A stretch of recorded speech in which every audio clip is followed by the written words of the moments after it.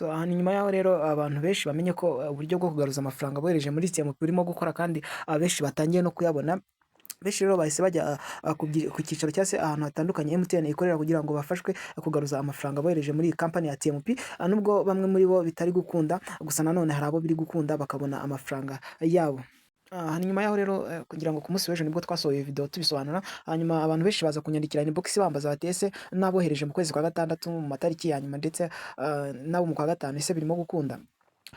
Ngira ngo rero bamwe muri bo birimo gukunda, abandi hari abari gusanga amafaranga yarabikujwe ariko nanone bari gufashwa mu bundi buryo, cyane ko biri gusaba kuba bafite proof za payment, noneho bakaza no kureba muri system za MTN bakakurebera ko amafaranga yawe yabaye transferred k'uwo muntu, noneho basanga biri guhura bagacekinga, basanga yarabikujwe ubwo ugafashwa mu bundi buryo. Nibyo rero tugiye kugarukaho muri iyi video, ngiye kwereka uko biri gukorwa kugira ngo nawe ubashe kubisobanukirwa, noneho ubyikorere. Ngira ngo abantu benshi bakomeje kugenda bambwira ngo mbafashe kubikora ariko abo nafashije hari nabo ntafashije. Iyi video rero urayireba kuva itangiye kugeza irangiye kugira ngo ubashe gusobanukirwa uko ibintu birimo gukorwa.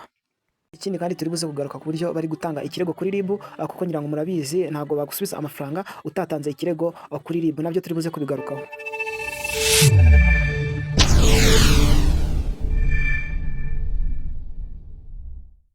Ndagusuje rero ndetse nguhaye ikaze kuri Shadow TV, waba warakoze subscribe cyangwa se utarayikora, ngusaba gukora subscribe kugira ngo tugende tubana umunsi ku munsi, ndetse igihe video igufashije ukibuka gukora like ndetse ugasharinga ku nshuti zawe kugira ngo nazo zibashe kumenya amakuru y'ibigezweho. Kuri inshuro rero nanone tugiye kugaruka kuri TMP, uburyo bwo kugaruza amafaranga wayobeje cyangwa se wohereje noneho akaza guhira muri business ya TMP.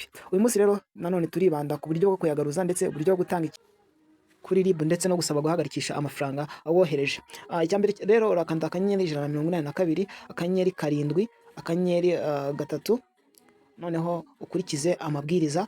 Urabikora nkuko ndimo kubikora.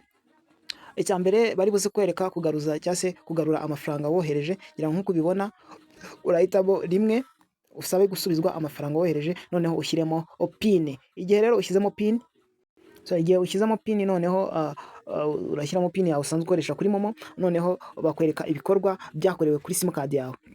Ubwo ni ukuvuga ngo iyo ubonye iyo transaction ikirimo uhita ukanda rimwe ugakanda ukemeza ko ushaka gusubizwa amafaranga wohereje. Hanyuma rero iyo udasanze ni ukuvuga ngo habigiye usanze transaction zose barazisibye, icyo gihe nicyo gihe biri kuba ngombwa ko uhamagara kuri MTN ukabasobanurira uko ikibazo kimeze, ukabasobanurira imbogamizi wahuye nayo, ukavuga ko watanze amafaranga cyangwa se wohereje amafaranga ku muntu ukaba ushaka kuyagaruza cyangwa se kuyahagarikisha. Bakakureba muri transaction basanga ayo mafaranga wohereje akiri muri transaction atarabikwa, icyo gihe nk'uko bisanzwe amafaranga ahita ahagarikwa, noneho ugategereza iminsi 3 akaza kugaruka kuri simcard yawe nk'uko bisanzwe. Ngira ngo abenshi nibwo buryo bari kwifashisha kandi ni uburyo buri gutanga umusaruro 96%. Hanyuma rero ku bantu bari kujya ku cyicaro cya MTN, hari ibintu by'ingenzi umuntu ugiye ku cyicaro ari gusabwa kuba afite. Ikintu cya mbere ni ukuba afite ibi bikurikira, ni ukuvuga nimero yohereje amafaranga ndetse akitwaza n'ariya ma SMS bamuhaye ya transaction kugira ngo bize koroha igihe barimo gushaka izo transaction ID. Actually mu busanzwe ni ukuvuga ni ukujyana transaction zose wakoze cyangwa se proof zemeza ko mu by'ukuri wohereje amafaranga kwizo nimero z'abatekamutwe bitwikiriye TMP kugira ngo bacucure abanyarwanda amafaranga. Ngira ngo rero abo twakoranye cyangwa se abo twafashije uyu munsi, ngira ngo mwatangiye kubona ama message ababwira ko amafaranga yabaye retrieval cyangwa se yabaye reversed. Hanyuma rero iyo ibyo birangiye ntabwo urekera aho ngaho. Icyambere ukuri ikindi kintu ukora by'umwihariko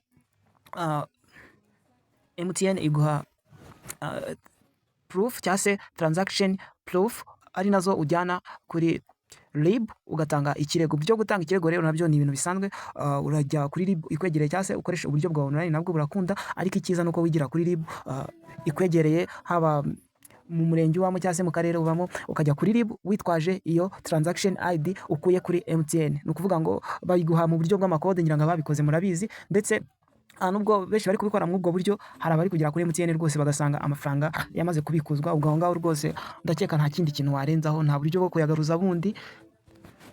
Gusa benshi nyine mubohereje amafaranga mu minsi ya nyuma, benshi biri gutanga umusaruro ndetse bari kubona resultat nziza. Hanyuma rero iyo ugeze kuri RIB utanga iyo form baguhaye wavanye kuri MTN, ndetse ukandika n'iletere utanga ikirego uvuga ko hari amafaranga wamwohereje, ngira ngo benshi bari kwishyira hamwe kugira ngo ikirego cyabo kize kumvikana, noneho bakavuga ko hari amafaranga bohereje ku batekamutwe, ngira ngo biba binisobanuye iyo wabonye transaction ID wakuye kuri MTN, noneho wamara gutanga ikirego ugataha ugategereza iminsi igera kuri 5, baguhamagara bakubwiye ko byakunze cyangwa se bitabashije gukunda. Ngira ngo benshi mu bahuye n'izi mbogamizi cyangwa se mu babikoze mu minsi ya mbere, ejo bundi iki kibazo kikivuka, ababikoze ngira ngo uko byagenze murabizi, ndetse mwabonye ko hari abantu babonye amafaranga yabo.